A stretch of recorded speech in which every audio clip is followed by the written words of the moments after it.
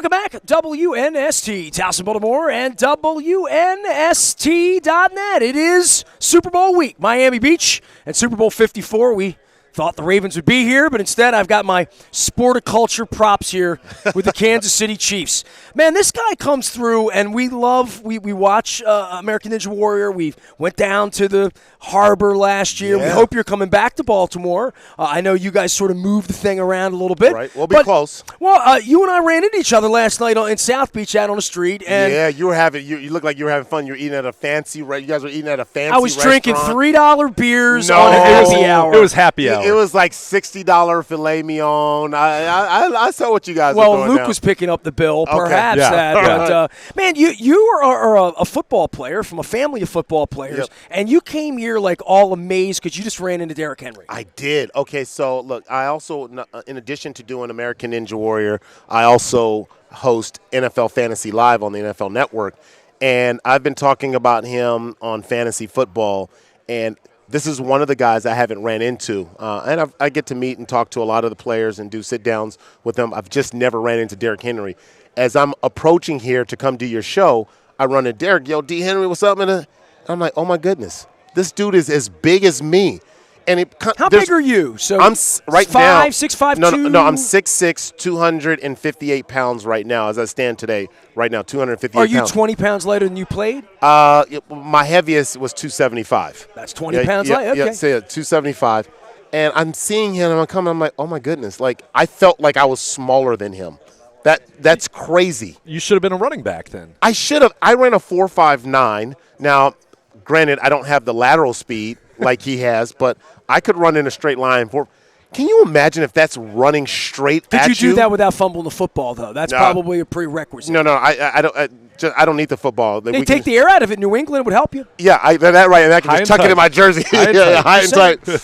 But that's crazy, though, just to think Crazy. about the players who have to stop him running through the line. No wonder he was running for 190 yards a game, 6 yards per carry. I mean, that's ridiculous. Yeah, the Ravens found that out, unfortunately. That should be illegal. I think we thought that when we went to bed that Saturday night about 3 weeks ago. That's a big dude. That's a big dude. It is. Look, I don't get easily impressed by a lot of athletes. I've been around, but Derrick Henry, at how he plays the game, his speed, that size, that's impressive.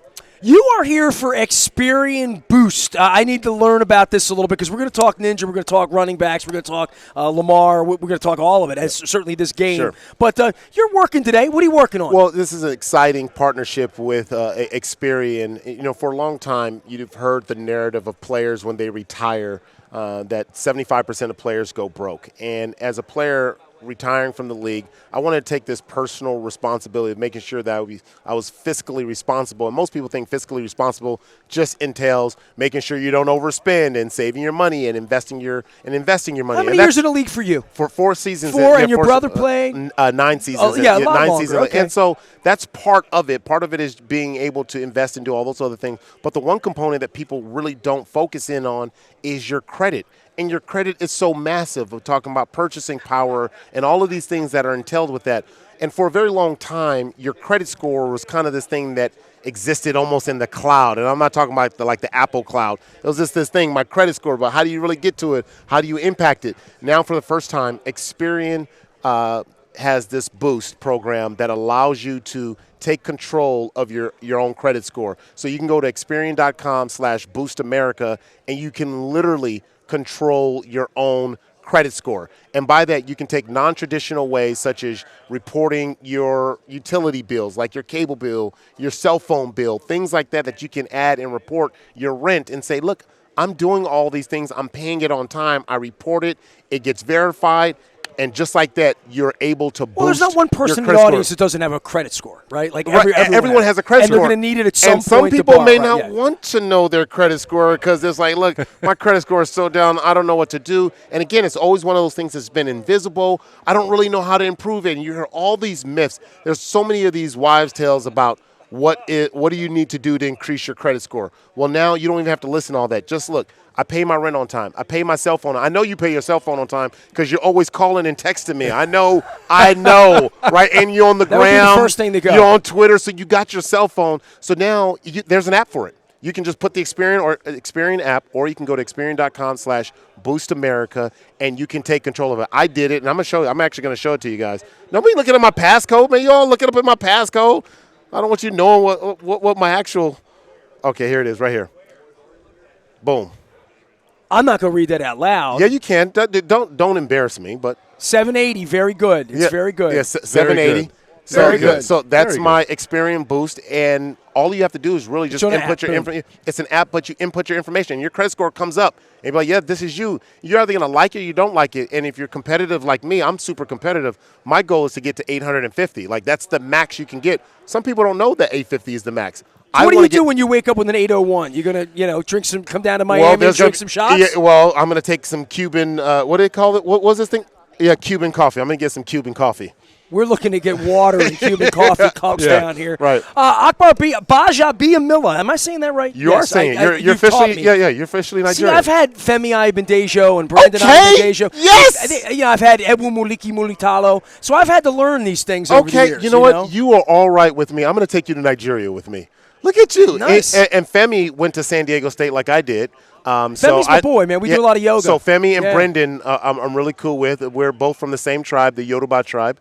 Really? Yeah, cool. yeah, from the same tribe. Yeah. Oh. Yeah, Ayambandejo. So I'll teach you to do it with the Nigerian accent Ayambandejo. Ayambandejo. Ayambandejo.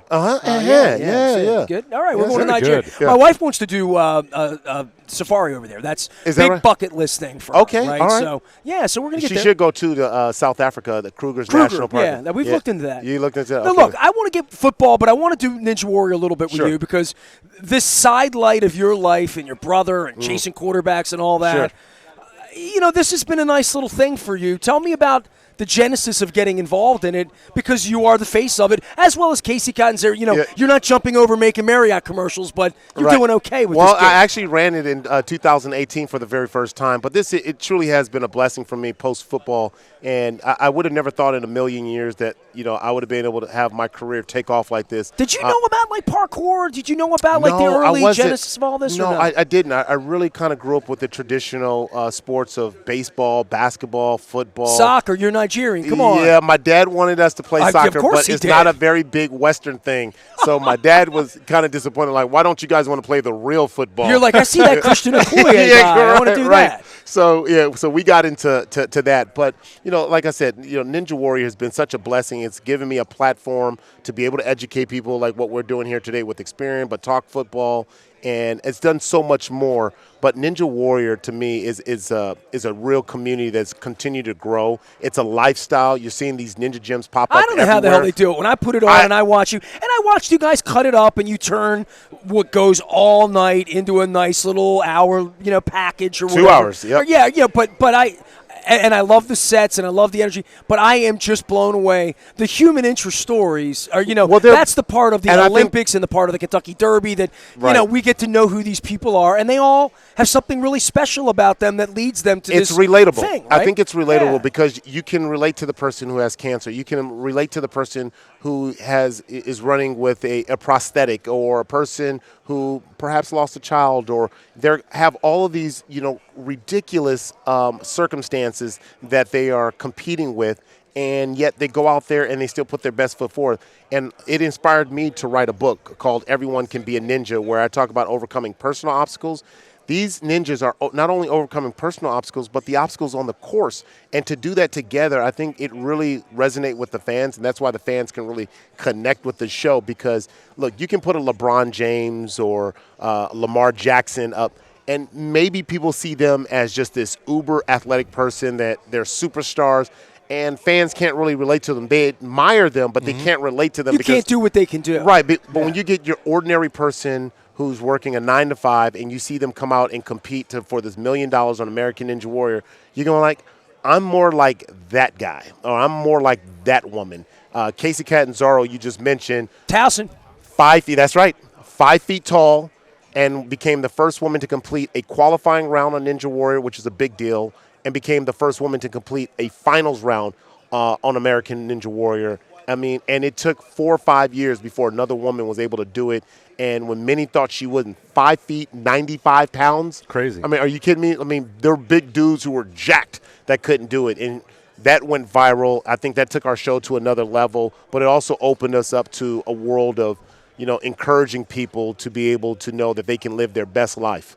Well, I think the other part of it for the cities that come out and the way you guys have built this thing, you're doing a tour this year. You're going to be down in D.C. Yep. St. Louis. We hope that Baltimore gets back on. I mean, I'm a big pro-Baltimore guy. So I got a good experience in Baltimore. Yeah, we did. I got a funny story to tell you guys in Baltimore. So I'm doing the show, and you've got thousands of fans out there. We went out. It was a little chilly that night. Yeah, it was a little chilly. We could tell it was not going to wrap up in an hour. That was, No. We were like, we would be good till 9:30 or 10, and you guys were like, we might start around midnight, right. and I was like, not so much. So RG3 is yo, and he's got his hood on. He's kind of incognito, and it's dark outside, and so I see him, and which I then didn't know then, but his wife and his kid, and he's like, yo, and I'm like. And I'm just kind of giving him the what's up, but I can't really see it. I'm thinking in my head, who is that? Kind of like you did to me on South Beach last night. No. I stopped to talk to you. So it wasn't until later, and I was like, who is that? And then I'm just, in between commercial breaks, I'm going through my phone, and I look at my Twitter. I just so happened to look inside of my DM, which I never check my DM. It was random. And it was RGT. He's like, yo, man, I'm trying to come in this thing. And he's like, I'm like, oh, my God. I said, no, I did not just big-time him because I was trying to figure out who it was. I was like, I felt so bad. I was like, that's my guy, man. I love RG3. Did you get him in or no? Oh, yeah. So the next day I said, look, I'm going to have it. So I gave him the whole VIP treatment, the whole 9. And then afterwards went over to his house, and we talked it up and just, met his wife. Very cool. Pregnant with, and whatever. And so we're just having a good time. They had a little birthday party and all this other kind of stuff. Well, guys cool. in the league, and obviously he was a Raven. Well, give me a little Lamar take on a guy like you trying to run around and tackle that cat. But that would be hard. I think it all has to do with being disciplined for Lamar Jackson. It's very easy to run at Lamar Jackson because he's so fast and it's threatening. And some of the core discipline when you're playing against guys like that, like a Michael Vick, is you want to be able to take that sideline. You want to be able to run lateral to be able to stop him and meet him. It becomes geometry when you're going up against Lamar Jackson. But the one thing that you can't guess wrong, though. Yeah, you can't guess wrong. And here's the one thing I see that Lamar Jackson does better than any quarterback I've ever seen. He does this thing when I'm watching film where he stops and then he backs up really fast and then he goes forward and then backs up and then runs around. Geometry can't mess with that. I don't. Maybe it's calculus. The Ridiculous. suddenness, because there's this one thing if you stop and then kind of freeze and then you got to get back going. He can back up as fast as he can run forward, and then you know what I'm talking about when he does this little thing, like a video game. And I'm starting to see other quarterbacks implement that into their game. They don't do it as fast as him, but I'm like, I would not want. You could tear your ACL doing not him trying to stop normal people. Normal people trying to stop that. Like a D lineman, a linebacker, and he's doing this back and forth and back and forth. I've seen him do it like – It reminds you of like a point guard with a great handle in basketball. Where, right. I mean, he moves in any direction. It's crazy. And you think you have him, and then he just steps up, and then you try to hustle because as a defensive lineman, you're taught to retrace. So if he steps in, retrace, turn back around. By the time you're done it, and then he's backing up. You can't retrace the retrace. And that's what happens. You're trying to retrace, and boom, you tear your tear ankles something don't in your knee. move that way. No, you just need to make him part of the ninja course. You have to catch Lamar. Yeah, I'd love to see Lamar Jackson on a ninja course. Do you ninja at all? Yeah, dude. You can YouTube it. Your listeners right now can go on to YouTube right now and put Akbar, AKBAR, Red Nose, and it will pop up. I did the Red Nose edition of American Ninja Warrior where we had a bunch of celebrities come out and run the course, and it was pretty impressive. Lee Steinberg just walked by. How about that? Hey, what's up? That's the great Coach Lee Steinberg. Billick's back here over your Coach, shoulder I know as well. Coach Billick. Got Coach back here. The part about doing ninja, the first time you do it as a football player, as an athlete, it's got to be – I guess monkey bars is the first thing. Yeah. But I watch all this junk food TV, and all of it's judged. The thing I like the most about yours is only one way to get to the end, right? Like you got to do it. And everybody has the same conditions. So it was hard for me because I was super scared because I said if I fall, I lose instant credibility. Like, how are you going to be in the host talking and encouraging us? Kind of like when J-Lo lip-synced in American Idol, sort of like that. A little different. A little different to that. But I did not want to fall, so I was super nervous. If I go down, and my heart was like tight and chest, and oh my like goodness. Being a football player again. Yeah, it was like I didn't want to lose my credit score amongst. I didn't want to lose my credit score against with the ninja community. I didn't want them to look at me. It was like, oh, this guy's a fake. So I had to train for 3 months in order to get to up the warped wall and to go through all 6 obstacles. It was quite the thing. Street cred. Yeah, street cred. Akbar Baja. Oh, you messed up that time. No, that's right. But he was able to retrace. I knew it was wrong. He retraced. He retraced. Yeah. I moved in like Lamar. You did the Lamar Jackson. All right, Experian Boost. Go find them out on the web. Get your credit score together. Learn what it is, and then improve it, right? Yes, that's right. You can boost your credit score. That's dope. It helps we pay our bills. We are WNST.net, AM 1570 and WNST Towson, Baltimore. We're live in Miami Beach with more coverage from Radio Row and Super Bowl 54.